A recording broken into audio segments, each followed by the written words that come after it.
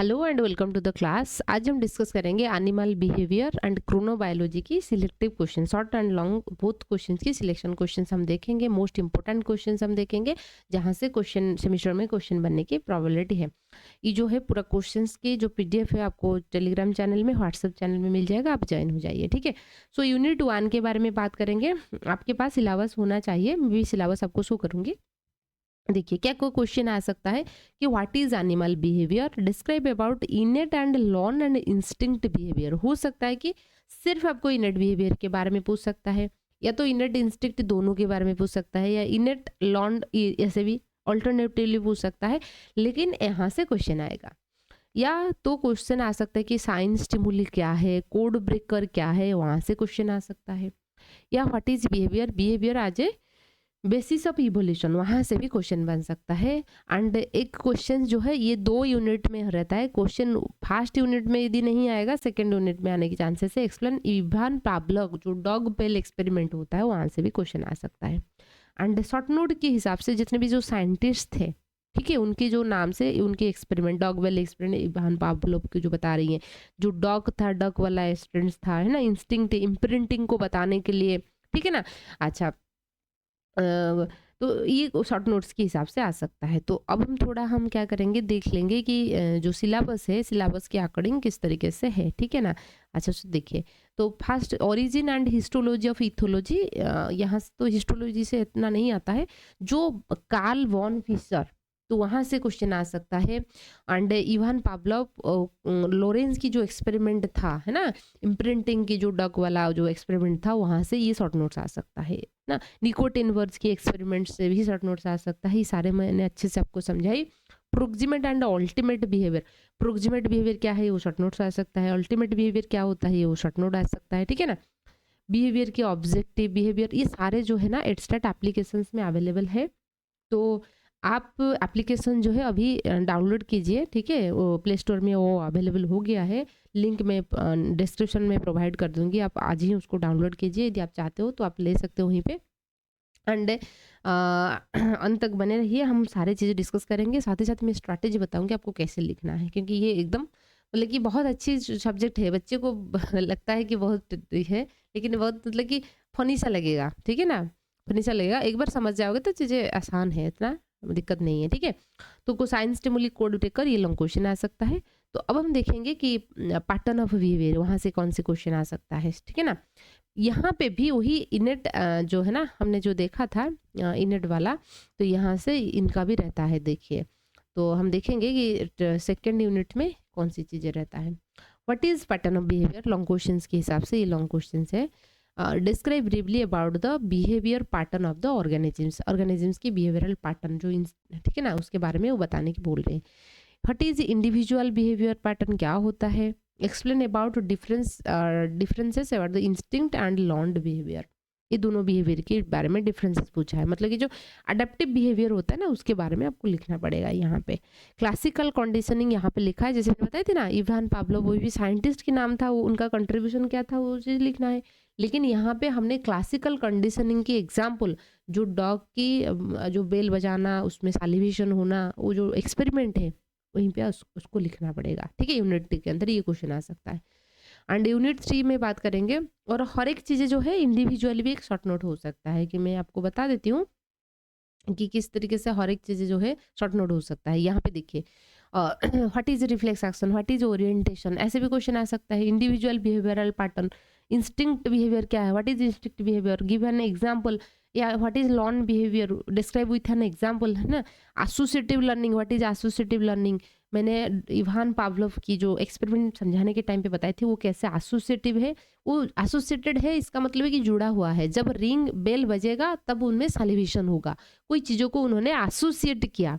क्योंकि खाना देखकर सैलिवेशन होना होता है कि नॉर्मल चीज़ है। अभी आपकी जो फेवरेट फूड देखोगे सैलिवेशन हो जाता है ना, पानी आ जाता है, लाल आ जाता है मुंह के अंदर, ये तो नॉर्मल चीज़ है। लेकिन कहीं पे बेल बजेगा सैलिवेशन होगा, ये तो कोई बात नहीं है। लेकिन उन्होंने क्या किया, उसको एसोसिएट किया, बेल बजाया, खाना दिया, फिर उसके बाद सैलिवेशन हुआ। कुछ दिनों के बाद सिर्फ बेल बजाया, सैलिवेशन स्टार्ट हो गया, एसोसिएट हो गया बेल। तो उसको मैंने अच्छे से समझाई, क्लासिकल एंड ऑपरेंट कंडीशन के बारे में मैंने आपको बताई।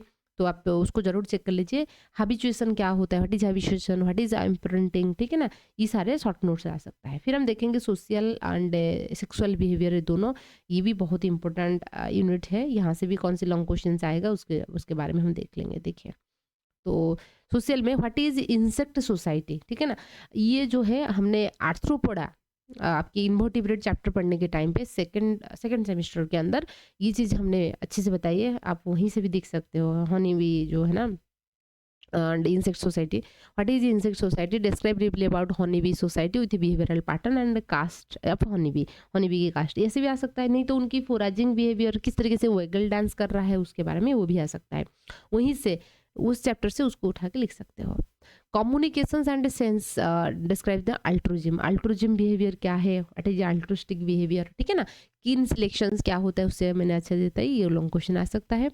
Made choice question, long question 4 था कि मेड चॉइस एक इंट्रासेक्सुअल होता है, एक इंटरसेक्सुअल होता है, फीमेल जैसे चॉइस करता है। जो कॉन्फ्लिक्ट हो रहा है ना, इसके बारे में भी आ सकता है, तो उसको हम थोड़ा देख लेंगे। ठीक है ना? देखिए, तो यूनिट 3 में ये शॉर्ट नोट्स होने के चांसेस है। बिहेवियरल कॉन्सेप्ट, कम्युनिकेशन, अल्ट्रुजिम, सिर्फ अल्ट्रुजिम शॉर्ट नोट्स आ सकता है, ठीक है ना? ये तो लॉन्ग क्वेश्चन फोराजिंग इन हनी बी या इंसेक्ट, ये ना। एसिमेट्री ऑफ सेक्स, ये शॉर्ट नोट्स हो सकता है। Sexual dimorphism short notes. Made choice, ये भी शॉर्ट नोट्स है, ठीक है। अच्छा, sexual conflict in parental care, ये भी शॉर्ट नोट्स है। फिर उसके बाद हम देखेंगे chronobiology. Chronobiology entrance, MSc entrance point of view से हर साल एक क्वेश्चन आता है, ठीक है ना? उसको आप जरूर देख लेना। तो उसके बाद हम देखेंगे कि कौन सी जो है ना शॉर्ट नोट्स है एंड इसके बारे में, ठीक है।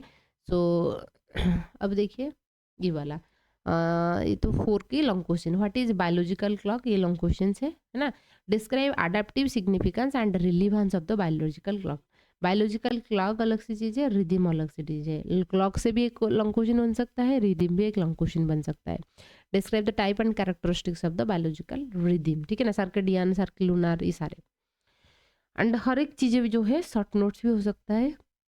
Biological oscillation, concept of average amplitude, what is phase, what is period, significance, biological clock, circadian rhythm, tidal rhythm, ये सारे है ना। Lunar concept, photic, non photic, circannual rhythm, photo period क्या होता है ना। Regulation, seasonal, reproduction, rule of melatonin, ये सारे हो सकता है। देखिए, इस जो चैप्टर है यहाँ से जो लॉन्ग क्वेश्चन जब आप लिखोगे, क्योंकि यहाँ पे इतना कुछ तो डायग्राम नहीं है, ठीक है ना, फिर भी आपको क्या करना पड़ेगा। मान लीजिए डॉग पावलोव वाला एक्सपेरिमेंट कंडक्ट कर रहे हो, तो आप केस केस ना, फर्स्ट मतलब कि फर्स्ट उन्होंने क्या किया ना, केस सेकंड उसको मतलब कि, क्योंकि पहले उन्होंने क्या किया, उन्होंने मान लीजिए ये डॉग है, ठीक है, मान लीजिए ये डॉग है, तो आप क्या करोगे, ठीक है। तो उसको उन्होंने क्या किया, ये डॉग है मान लीजिए, ठीक है, डॉग ही है, नॉट मान लीजिए, ठीक है ये डॉग है, आप अच्छे से बनाइए, ठीक है। अच्छा, ठीक है, डॉग है। अच्छा, ये उनकी सलाइवेशन होगा, ठीक है। अच्छा, सलाइवा, ठीक है। ये आप ऐसे कर सकते हो कि अच्छा, आप ऐसे कर सकते हो, ये जो डॉग है, डॉग पिक्चर किससे कर लेना, ठीक है। अच्छा, फूड आया, सलेवेशन हुआ, ठीक है। उसके बाद आप क्या कर सकते हो, बेल रिंगिंग हुआ, ठीक है ना, बेल रिंगिंग हुआ, आप ऐसे कर सकते हो, ठीक है ना। अच्छा, तो इसमें अपने केस स्टडी के हिसाब से लिख सकते हो। एक पावलोव वाला एक्सपेरिमेंट बताया, या तो नहीं आप क्या कर सकते हो, जब इनर्ट एंड अडेप्टिव जो है ना बिहेवियर, इनर्ट बिहेवियर लिखोगे, तो इनर्ट मतलब कि बिहेवियर आपको ऐसे लिखना है। कैसे लिखोगे, क्योंकि यहाँ पे थोड़ा मतलब बिहेवियर, बिहेवियर फिर 2 तरीके के हो गया, मतलब कि 3 होता है। एक होता है इनर्ट बिहेवियर, पैदा से प्रेजेंट है, जिसको हम लर्न करते हैं, और एक इंस्टिंक्ट बिहेवियर होता है, जो कि मतलब कि ऐसे ही रह जाता है, जीन के अंदर रहता है, समझ रहे हो ना। तो उसको आप ऐसे फ्लो चार्ट बना के लिख सकते हो, क्योंकि यहाँ पे इतना डायग्राम नहीं है। जो भी एक्सपेरिमेंटल रहेगा, मान लीजिए आपने किसी का जो लॉरेंस की एक्सपेरिमेंट आप बता रहे हो, जो बीक था, जो डक की बीक था, उसमें जो रेड डॉट था, आपने रेड डॉट यहीं पे बनाया। फिर आप क्या करोगे, रेड डॉट के बदले में आपने और दूसरे कलर ब्लू डॉट लगा लिया, या रेड डॉट को उसको फ्रंट साइड में था, आपने बैक साइड में किया। इस चीज़ों को आप थोड़ा डायग्रामेटिकली समझाने की कोशिश कीजिए, ताकि आपकी जो है मार्क जो है अच्छा रहेगा। नहीं तो आपको लगेगा अच्छा ये ज़्यादा थ्योरेटिकल हो रहा है, ठीक है, ऐसे लिखना है।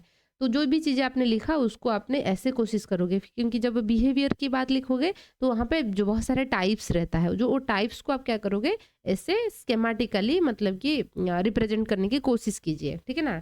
ऐसे ऐसे करके उसके कैसे कैसे क्लासिफिकेशंस हुआ है, उसके अंदर में कौन आ रहा है, इसके अंदर में कौन आ रहा है, जो चीज़ आपने पहले थियोरिटिकल लिखोगे उस चीज़ों को फिर इस तरीके से लिखना है। और जब ज़रूरत पड़ेगा कोई एक चीज़ की, ठीक है ना, ऐसे मान लीजिए एक डॉग, डॉग तो आप ऐसे बना सकते हो, ठीक है ना। डॉग आप लोग तो अच्छे से बनाओगे, है ना, हम लोग तो ऐसे बना देते हैं। तो डॉग की आप ऐसे बना सकते हो, ठीक है। एंड कोई डॉग बनानी है, ठीक है ना, डॉग को बनानी है, तो आप क्या कर सकते हो, डॉग को भी बना सकते हो इस तरीके से करके, ठीक है। अच्छा, तो ये हो गया चीज़ें जैसे लिखना है। टाइम मैनेजमेंट के लिए मैं अलग से एक वीडियो लेके आऊँगी। और आपको ये बता देती हूँ, यदि आप पूरा का पूरा चीज़ लिखना है, रेफरेंस आपको लिखना पड़ेगा, कौन सी बुक से आपने ये चीज़ सीखा, ठीक है। अच्छा, हालांकि कहीं से सीखा वो ज़रूरत नहीं है, लेकिन आप क्या करोगे, यहाँ से फोकस कीजिए। जो बुक लिखा है ना, ठीक है ना, जो on animal behaviour, six generation, Vinod Kumar, biological rhythm, है ना। जब बायोलॉजिकल रिदम के बारे में मान लीजिए क्वेश्चन आ गया, आप बुक अंत में रेफरेंस लिखना पड़ेगा। पहले तो इंट्रोडक्शन लिखना पड़ेगा, फिर डिस्क्राइब करना पड़ेगा क्वेश्चंस में क्या आपको लिखना पड़ेगा। इंट्रोडक्शंस में आप वो चीज़ बताओगे कि आपको आगे चलकर उसका मीनिंग क्या है उस पर्टिकुलर चीज़ की, व्हाट इज बायोलॉजिकल रिदम, ठीक है ना, व्हाट इज द इम्पोर्टेंस, हम क्यों पढ़ रहे हैं, ये इंट्रोडक्शंस बताना चाहिए, हम क्या पढ़ेंगे उसके अंदर। डिस्क्रिप्शंस में पूरा चीज़ों को डिस्क्राइब करना है। जब डिस्क्राइब करोगे विथ डायग्राम रहना चाहिए, विथ फ्लो चार्ट रहना चाहिए, विथ स्केमेटिक रिप्रेजेंटेशन रहना चाहिए डिस्क्रिप्शंस के अंदर। फिर अंत में रेफरेंस लिखना है। रेफरेंस जब लिखोगे, ये बुक का नाम लिख दोगे, आप कौन सी बुक या सोर्स से लिया है। ऐसा नहीं है कि आपने मतलब कि कहीं से ले सकते हो, हम गूगल से लेते हैं या आप कहीं से भी, हाँ यूट्यूब से लेते हो, लेकिन आप इस बुक के नाम लिखिए। एग्जाम जिस दिन एग्जाम रहेगा, आज बायोलॉजिकल मतलब इसकी एग्जाम है, तो ये बुक के नाम लिख के चलिए, ठीक है। इस तरीके से टॉपर की जो पेपर होता है ना, तो ये ऐसे होता है, ठीक है। आपको ऐसे लिखना है। एक चीज़ है, आपकी आपकी जो हैंड राइटिंग है उसको ध्यान दीजिए। बहुत सारे लोग बोलते हैं कि हैंड राइटिंग मायना नहीं करता है, मुझे लगता है कि हैंड राइटिंग मायना करेगा, ठीक है ना। क्योंकि हैंड राइटिंग, मान लीजिए आपकी हैंड राइटिंग कोई समझ नहीं रहा है, और कोई बच्चा है अच्छे से हैंड राइटिंग कर रहा है, और हैंड राइटिंग खराब होने की एक चीज़ें होता है, मतलब कि क्यों खराब होता है। पहला क्वेश्चन आपको अच्छे से आ रहा है, आप स्लोली स्लोली आप क्या करोगे, लिखोगे, बहुत अच्छे सुंदर तरीके से लिखोगे। लेकिन जैसे जैसे टाइम इंक्रीज होगा, जो आपकी लेटर की साइज और बढ़ता रहेगा, ठीक है, और बढ़ता रहेगा और बढ़ता रहेगा, ऐसा ऐसा ऐसा ऐसा हो जाएगा, ठीक है। क्योंकि आपको जो लास्ट वाला क्वेश्चन होगा, हो सकता है कि आपको नहीं आता होगा, या तो या तो हो सकता है कि टाइम लेस है, तो ऐसे ऐसे करके ऐसे ऐसे कर लोगे। नहीं, आपको क्या करनी है, तो कुछ टाइम फिक्स करनी है। मान लीजिए 4 लॉन्ग क्वेश्चंस है, तो आपको 2 आवर के अंदर अंदर उसको खत्म करना पड़ेगा। तो एक लॉन्ग क्वेश्चंस के लिए हाफ एन आवर मुझे देना है, ठीक है ना, हाफ एन आवर मुझे देना है। तो जब भी हाफ एन आवर हो जाएगा, मतलब 20 मिनट के आसपास क्या करोगे, उस लॉन्ग क्वेश्चंस को वहीं पे फिनिश करोगे। मान लीजिए आपको लगेगा कि अच्छा मुझे याद तो है, कुछ छूट गया, फिर उसको 20 मिनट से 25 मिनट में आप क्या करोगे, उस चीज़ों को ख़त्म कर लोगे। फिर आप सेकंड लॉन्ग क्वेश्चन के पास आ जाओगे, ताकि आपके पास, आपके दिमाग में भी ये प्रेशर नहीं रहेगा कि टाइम खत्म हो रहा है लेकिन क्वेश्चन खत्म नहीं हो रहा है। तब सेकंड क्वेश्चन को आओगे, फिर मतलब कि हालांकि हो सकता है कि आपको लेस, पहला क्वेश्चन से उस क्वेश्चन को लेस याद आ रहा है, फिर भी आप लिखोगे जब अच्छा हैंड राइटिंग होगा, ठीक है। ऐसा नहीं कि, ठीक है ना, यहाँ पे आपको लगा कुछ छूट रहा है, तो आप थोड़े बहुत एक पेज उसके लिए छोड़ सकते हो, या थोड़े हिस्सा छोड़ सकते हो। क्योंकि मान लीजिए भी फिर भी टाइम नहीं बचा, आप क्या करोगे, इतना बड़ा बड़ा लेटर में रेफरेंस लिखकर इस पेज को कंप्लीट कर सकते हो। जब मैं पढ़ रही थी, हम लोग ऐसे ही कर रहे थे, ठीक है ना। जो 5th सेमेस्टर की बात बोल रही हूँ, या 3rd सेमेस्टर में ऐसे हुआ था। ठीक है, मुझे टाइम नहीं मिला, जो लास्ट क्वेश्चंस करने के लिए टाइम नहीं मिला, मतलब कि वो टाइम पर एकदम कंप्लीट हुआ था। इस दिन ऐसा हुआ था कि सारे हम लोग पढ़ने के टाइम पे 6 क्या हो रहा था, पूरा का पूरा जो जितना यूनिट रहा था 5 यूनिट रहा था, 5 यूनिट ही लॉन्ग क्वेश्चन, सिर्फ लॉन्ग क्वेश्चन लिखना था। तो उस टाइम सारे कुछ चीज़ें आ रहा था, मतलब सब कुछ इम्पोर्टेंट था। जो क्वेश्चन 1 मैंने जैसे लिखा, ठीक है? 3 आवर था हमारे टाइम पे, 6 लॉन्ग क्वेश्चंस था, ठीक है? सो 360 360 मिनट था, उसको 6 से करना है, तो लगभग, ठीक है ना? तो आपको इस तरीके से कैलकुलेट करनी है मुझे एक क्वेश्चंस को कितना टाइम देनी है। तो इसलिए मैंने क्या किया, तो क्वेश्चन नंबर 1 के लिए मैंने 2 पेज लेफ्ट किया था, क्योंकि मुझे लग रहा था कि मुझे याद है मैं लिख पाऊँगी, लेकिन अंत में मुझे टाइम नहीं मिला, तो मैंने क्या किया रेफ़रेंस, ठीक है ना? रेफ़रेंस बुक का नाम कोटवाल, जो जितने भी बुक था मुझे मुझे आ रहा था उस टाइम पे जो जोर्डान वर्मा, कोटवाल, हम वही बुक पढ़ रहे थे, या यू सत्यनारायण करके, ठीक है? और फिजियोलॉजी में एक था मेडिकल फिजियोलॉजी करके, ठीक है? तो इस तरीके से हमने लिख कर उसको कंप्लीट किया, है ना? आप ऐसे भी कर सकते हो, क्योंकि आपको लगा अच्छा कोई पेज तो छूट जाएगा, फिर प्रॉब्लम है, तो आप उसको किसी भी तरीके से मैनेज कर सकते हो, ठीक है ना?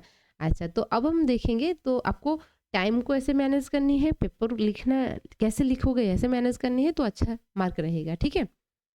सो आज के लिए इतना ही है। यदि आप नोट्स चाहते हो तो आप टेलीग्राम चैनल पर या व्हाट्सएप चैनल पर ज्वाइन हो जाइए। इस क्वेश्चंस की पीडीएफ मैं आपको वहीं से सेंड कर दूंगी। और आप यदि चाहते हो कि पूरा नोट्स, क्लासेस, सारी चीज़ें आपकी प्रिपरेशन को हेल्प करेगा, तो आज कांटेक्ट कीजिए। ये है एडस्टार्ट की नंबर, ठीक है ना? 7894226802, इस नंबर पे कांटेक्ट कीजिए। एंड आज ही प्ले स्टोर में ये एप्लीकेशंस को आप डाउनलोड कर सकते हो, लिंक जो है डिस्क्रिप्शन में गिवन है, ठीक है? So thank you.